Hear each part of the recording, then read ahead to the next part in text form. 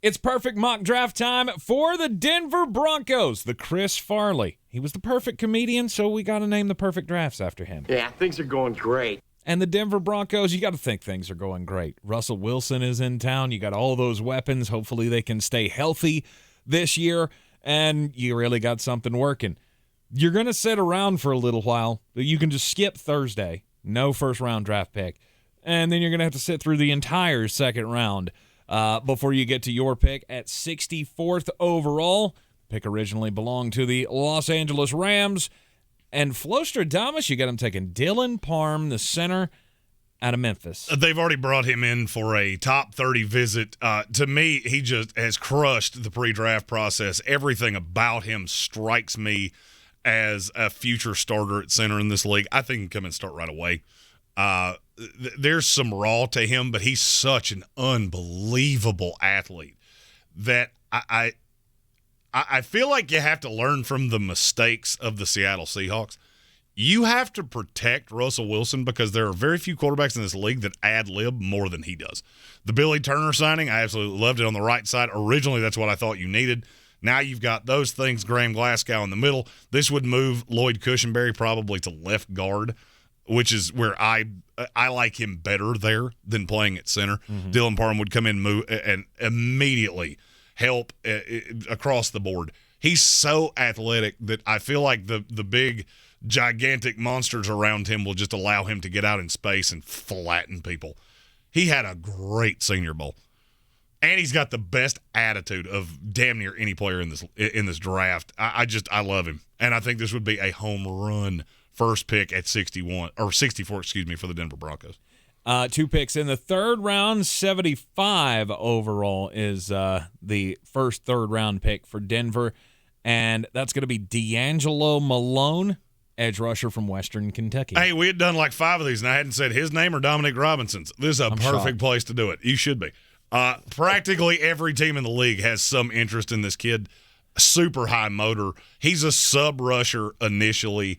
I look at with Randy Gregory, the addition there, Bradley Chubb, who's had injury issues. This is the third rotational pass rusher, 2-time Conference USA Defensive Player of the Year.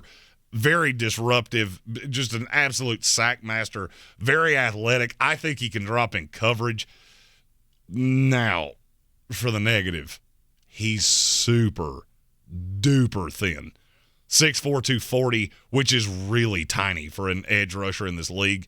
My fear is that if you bulk him up, you're going to take away what got him here. So I don't know that he's ever a down-in, down-out player, but I think he can be a high impact as a situational pass rusher and help Bradley Chubb, help Randy Gregory. To me, it's a home run. Another pick from the Los Angeles Rams, coming in at 96th overall in the third round, Brian Asamoah, linebacker from Cincinnati. There's a wide range of grades on him. There are a lot of people like him better than I do. And the biggest reason is because genuinely 5 years ago, I don't know where – I think he'd had to have played safety in the NFL.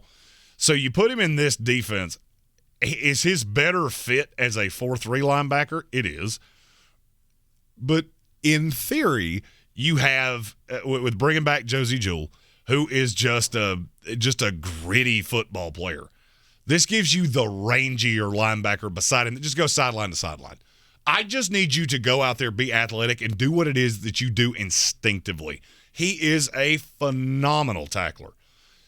And I look at him and just go, there's so much. There's so much sideline to sideline in you, and you're such a modern-day NFL player.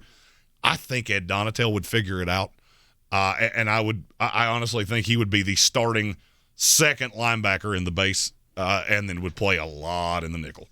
In the fourth round, they got back-to-back picks at 115 and 116. First up, Braxton Jones, the offensive tackle from Southern Utah. Braxton Jones, if he had played at a bigger school, would easily be a higher draft pick, I think. He did not show particularly well at the Senior Bowl, which has really hurt his stock. There were thoughts that he was going to go in the second round, but playing at Southern Utah, basically anytime you play against high-level competition, they're going to nitpick everything you do.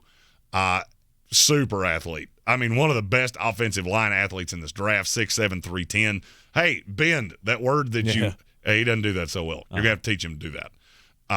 Because what he has done at this lower level that he has played at is, I'm just bigger than you. I'm bigger than you. I'm more athletic than you. I'm the best player on every field I've ever played on.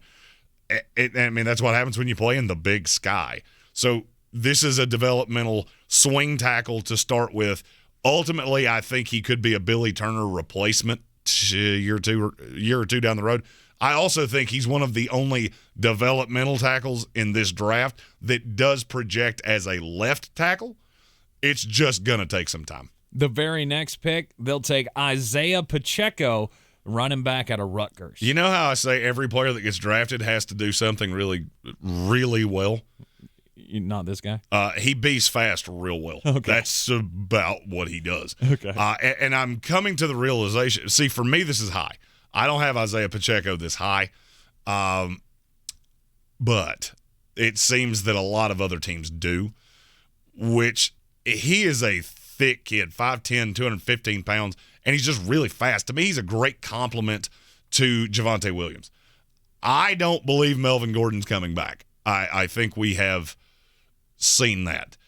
And if you look at the height, weight, speed measurables of Pacheco, you would think he was just a guy that could get to the outside and beat you with his dynamic speed. That's really not it. He runs between the tackles well. Tremendous change of pace back, I think, in the NFL. I did not value that high enough when I originally did my board, so he has come up. And even the first draft of this mock, he wasn't high enough again, so I had to bump him up. In the 5th round, 145 overall, Chig Okonkwo, tight end from Maryland. This is the Noah Fant replacement because he is a matchup fucking nightmare. He reminds me of Jonnu Smith. Somebody made that comparison to me, and now I can't unsee it. Mm-hmm. You're going to have to teach him virtually everything about playing the position, but I'll be honest with you, I'm not sure that he wasn't further developed as a tight end than Noah Fant was. So now you've got Albert Okwuegbunam that's a matchup disaster because he's so tall and athletic, and now you've got this move tight end in Chig Okonkwo he's just a do-everything. He's one of the most athletic tight ends I've ever seen, and it's just another piece, another toy for Russell Wilson to play with. In the 6th round, 207 overall, Nick Grant, safety from Virginia. Hey, it's the other one. We've talked about Joey Blunt 411 times because it seems like every team in the league likes him. Nick Grant is not as beloved because he does not have the ability to be a linebacker or a safety or any of those other things. I like him. Obviously, he's obviously a safety because he is so much smaller. This is a hard thing to explain. He plays like Joey Blunt. The problem is he's 3 inches shorter. So he gets into the NFL, and now there aren't 5'8" wide receivers all over the place. So that your high-cut nature, it's going to get you in more trouble now. Super physical. I think he would come in and play special teams right away. You're going to have to put in the time. You're going to have to mold him into what it is that you want. But there's a lot of raw to like. You're going to have to teach him to tackle, too, because his tackling technique is fucking awful at times. But the raw athleticism, and I feel like I'm denigrating the guy entirely too much. He's a depth piece to begin with. You're going to have to round off the warts to turn him into what it is that you're looking for.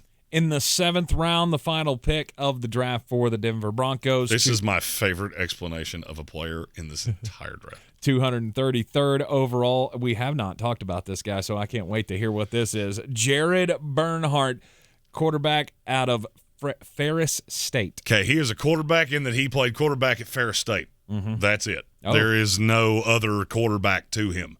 This kid was at Maryland and was the Heisman Trophy winner of lacrosse. Huh. He's a ridiculous athlete. He's trying to convert to wide receiver. He's doing a top 30 visit with the Denver Broncos. I don't really know what he does because there's so limited tape on him. And when you can find it, it looks like the Zapruder film. Mm-hmm. But Denver is drunk on him. Could be a kid they look to bring in as an undrafted free agent. The problem is that I think you're going to have, based off what I have heard, you will have a lot of competition for him. I know New England really likes him. And it's just there's so much raw to him.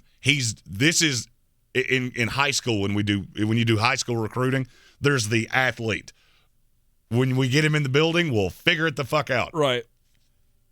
It's the first one I've ever evaluated in the NFL. He is an NFL athlete. Interesting. But he is super athletic. He's one of the greatest college lacrosse players of the last 20 years. Lacrosse player in the NFL. And then who would have thought? And played a year quarterback at Ferris State.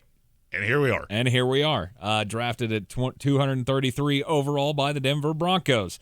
All right, the perfect mock draft, the Chris Farley mock draft for the Denver Broncos. If you like the picks, let us know. If you hate the picks, let us know. Frankly, if you got your own picks, let us know. Frankly, if you just want to look at me and say, Mom, I wish you could be Santa's little helper and shut your damn cake hole. You're totally inclined to do that as well. If you got questions, if there's a player you want to know how they fit with the Denver Broncos, chuck those in the comments. We'll be doing mailbag videos leading up to the April 28th NFL Draft.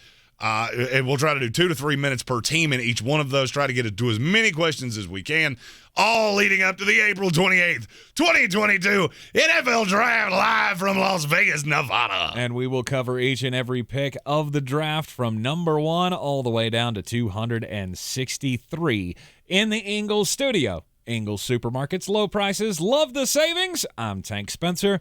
He's Jeremy Greene. And we'll see you next time.